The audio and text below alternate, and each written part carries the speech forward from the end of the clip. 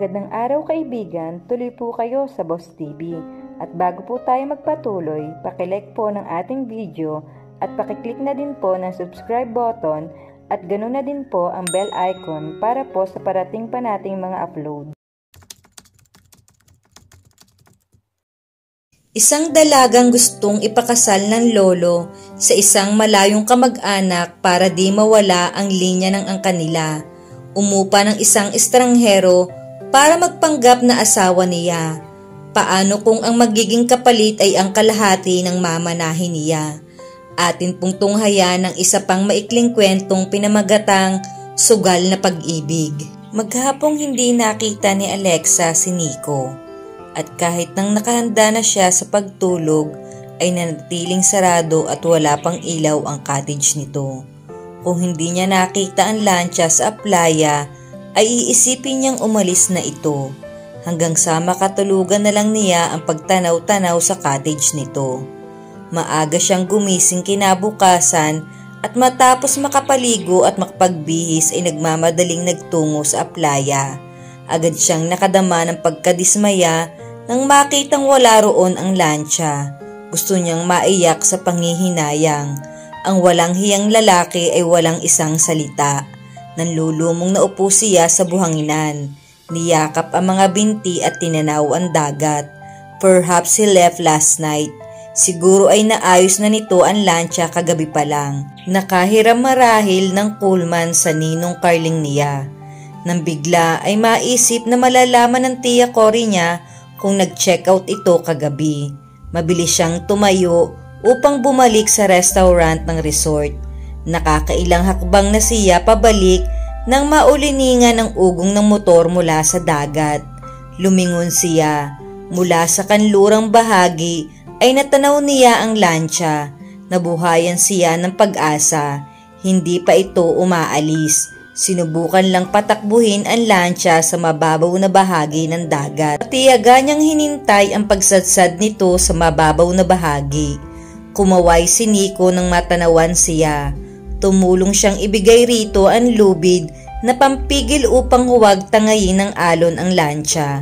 Salamat, wika nito, smiling at her. Itinali nito ang dulo ng lubid sa lancha at pagkatapos ay lumakad patungo sa kanya. Kailan na ayos iyan? He asked and studied him briefly. Hindi katulad kahapon, ang suot nito ay isang short na maong, kupas at tastas na halos ang tahi sa laylayan. Sa pagkakataong iyon ay may suot itong walang manggas na kamisetang asul. Gayunman, hindi niyon naitago ang magandang katawan. Walang grasang nakabahid sa mukha nito, subalit nangingitim pa rin iyon dahil sa ilang gabing hindi pag-aahit. He smiled, tila kinaaliwan ang ginawa niyang pagsusuri dito. Kagabi, sagot nito sa tanong niya. Nabili ko iyong piyesang kailangan ko at gabi na akong nakauwi. Tuloy-tuloy ko nang ginawa. Mekaniko ka ba ng lancha? Tanong niya. Hindi niya maiwasang hindi sumulyap sa mga binti nito. Ang nabasang balahibo ay humahapay sa binti nito. Nakakaintindi ng kaunti, sagot nito. Aalis na ako ngayon, Alexa. Ano ang gusto mong ipakiusap sa akin? Umiwas siya ng tingin. Gusto kitang yayain sa restaurant ng resort pero maririnig ni Tita Cory ang sasabihin ko sa'yo. Baka hindi ko maipaliwanag ng husto. Nagkibit ng balikat si Nico. Makakapag-usap tayo rito. Okay lang, maglakad-lakad tayo. She started walking, sumunod ito. Ang mga kamay ay nasa likod na tila isang militar. Maliban sa may makahaba ang buhok nito, she wouldn't be surprised if he could tell her she is a military man. May mga gusto akong itanong, simula niya. Lahat ay pawang personal. I really hope you don't mind. Sinulyapan niya ito. Again, that indulgent smile, she felt like a 4 years old kid. Kung kaya kong sagutin ay sasagutin ko. Maya-maya ko na itatanong sa iyo kung anong dahilan ng interogasyong ito. I will tell you anyway, sagot niya. Gustong mairita sa humor na nasa tinig nito. But she couldn't blame him. Pareho silang estranghero sa isa't isa at heto at gusto niyang sumagot ito sa ilang personal niyang mga tanong. Una, may asawa ka na ba? Ilang taon ka na? Ano ang trabaho mo? Ganun ka personal? Pinamulahan siya ng mukha. This wasn't easy. It sounded as if he was interrogating a prospective boyfriend. Iyon talaga ang plano niya. Higit pa sa pagiging boyfriend lamang. Please, okay, wala akong asawa, hindi pa ako nakakapag-asawa, wala pa akong balak mag-asawa. He grinned at her. At sinong magsasabing hindi magandang lalaki ang taong ito sa kabila ng mga kumakapal na balbas ay may diferensya sa paningin. 10 taong mahigit marahil ang tanda ko sa'yo. Ilang taon ka na nga pala? Tansya ko'y 17 ka lang. His friendly tone made her relax. It doesn't matter. Hindi importante kung masyado kang matanda sa akin. And I'm only 24, she added. Nagmamadali siyang malaman ang resulta ng pag-uusap nilang ito. 33 anyos ako, isa akong mangingisda. A fisherman, he exclaimed happily. Agad na naglaro sa utak niya ang trabaho nito. Nasa gitna ng dagat at hinihila ang lambat na puno ng isda. Napahinto sa paglalakad si Nico. Kumunot ang noong niyuko siya. Then he laughed. Ikinatutuwa kung hindi mo minamata ang trabaho ko, Alexa. Sa pagkakakwento ni Mang Carling sa akin kagabi, ay milyonaryo ang lolo mo. She almost rolled her eyes. Naidaldal na siya ng ninong niya. Mas pabor sa akin na malamang isa kang mangingisda. He looked at her thoughtfully. Talaga? Yap, taga saan ka, Nico? Panibagong personal na tanong Muli ang ngiti nito. Taga rito mismo ako sa Mindoro, Alexa. Sa Rojas, tumangu-tango siya. So, may mga debera sa Mindoro, anas niya. At isipin kung saan naghahanap ng kamag-anak ang lolo niya. Huminto siya sa paglakad at tumingin sa karagatan. Pinuno ng hangin ang dibdib, nilingon niya si Nico. May girlfriend ka na ba? Muli, unti-unti ang pagguhit ng ngiti sa mukha nito. Saan patungo ang interogasyong ito, Alexa? Lumalalim ang kuryosidad ko. Huwag mong sabihin sa aking nag-a-apply kang girlfriend ko. She swallowed. Sa ibang pagkakataon ay mapapahiya siya ng husto. Pero dinagdagan niya ang lakas ng loob. In a way, yes. Oh, now he was really amused.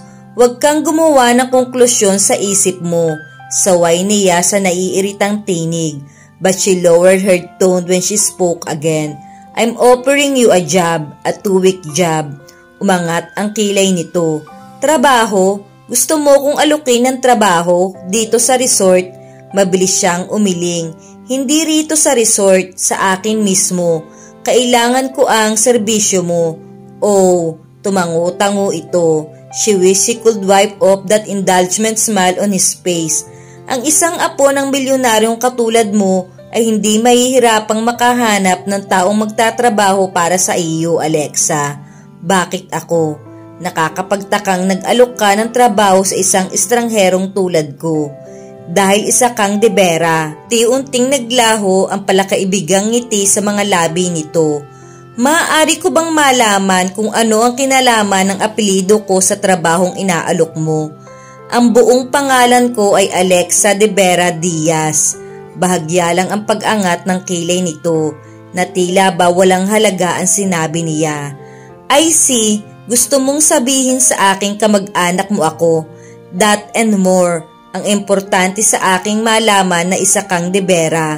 Bukod pa roon, mangingisda ka lang. Putol nito sa sinasabi niya.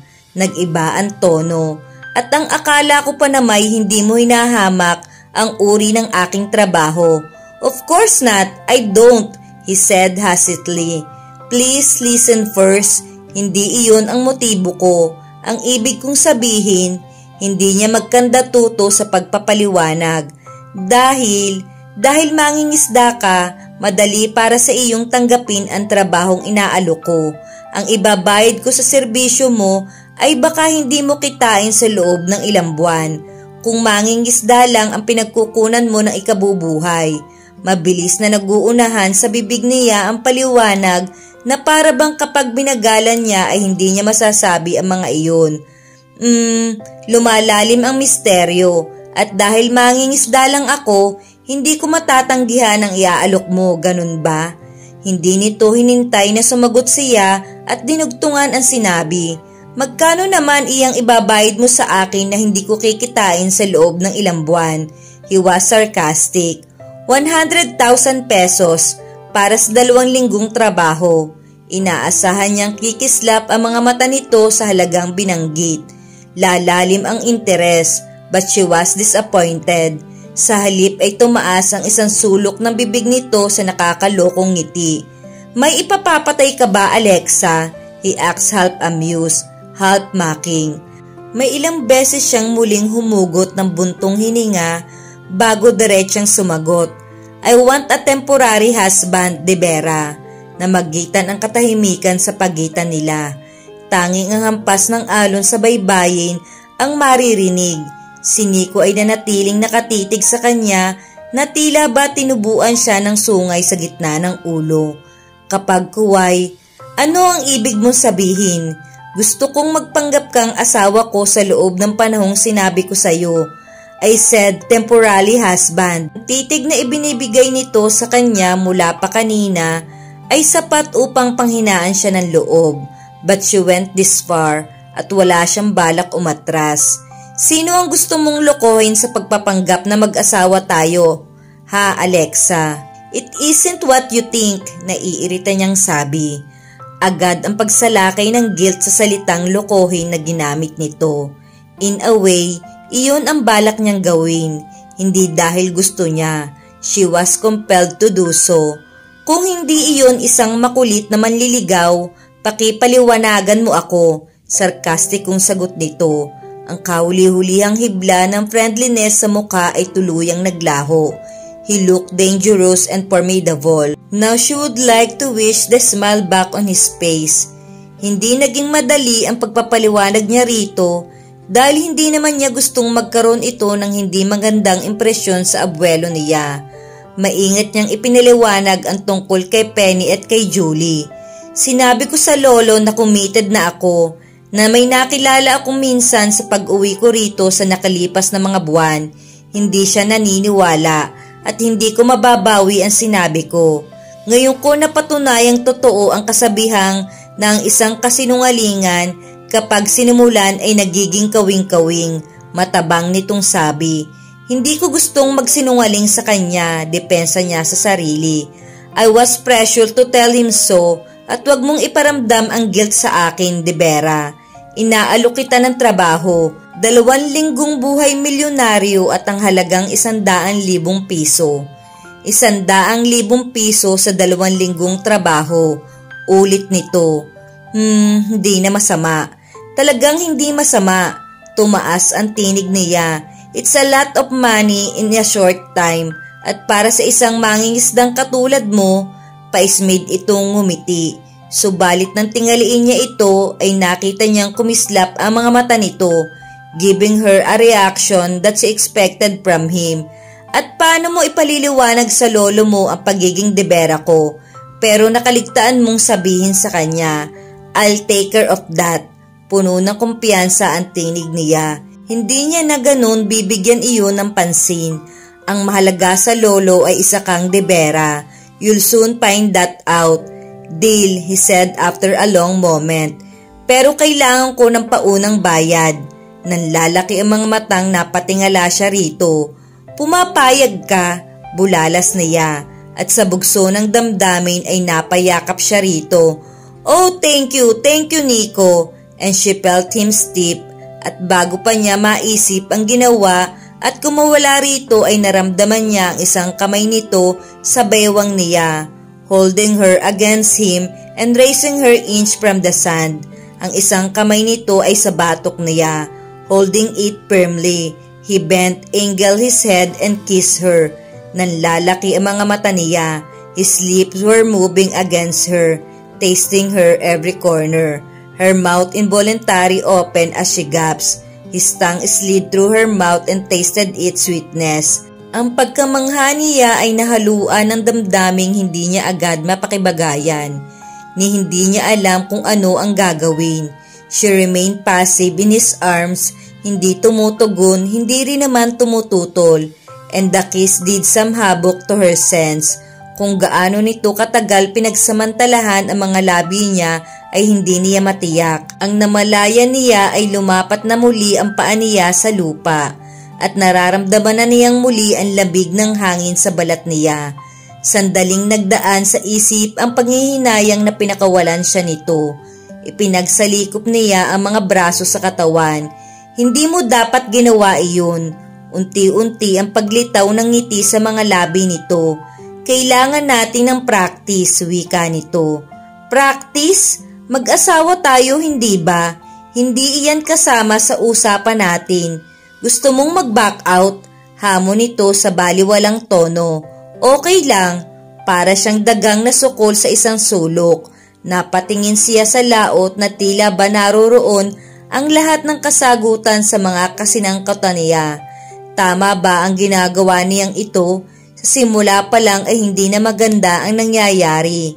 Relax Alexa, sabi nito after a while. Mas banayad na ang sarkasmo sa tinig. Hinagkan lang kita, wag mong sabihin hindi ka pa nahahagkan. Wala kang pakialam sa bagay na iyan. Hindi kasali sa usapan natin ang ginawa mo.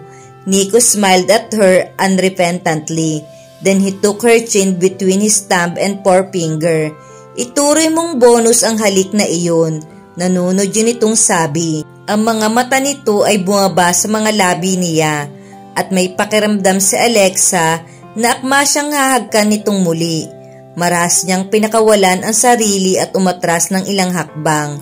Her heart was beating madly. If she was honest, she wanted the feel of his lips on her.